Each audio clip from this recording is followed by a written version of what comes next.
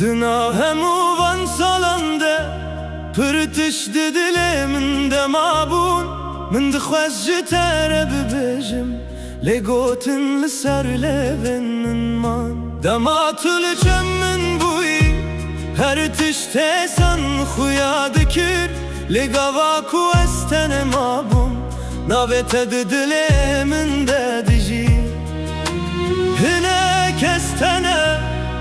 ku bi gotinan nayen ve gotin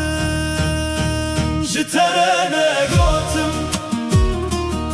min çixa ji te hez kir ji te re ne gotim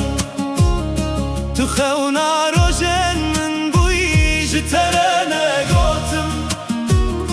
tu di dilê min de dijî ji te re ne gotim lê niha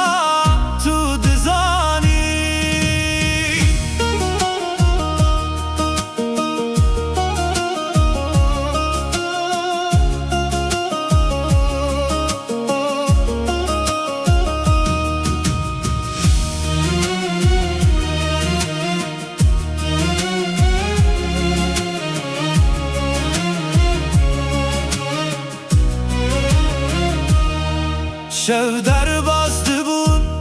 sterkli ezmanê dibirxîn ez bi tenê li wan dinêrîm û bîra te bi min rebû dema ku tu dikenî dinya ji min re diguherî lê min hiç nebû cesaret ku hem rastiyan bibêjim niha dem derbas bû lê hestîn li birin niha dem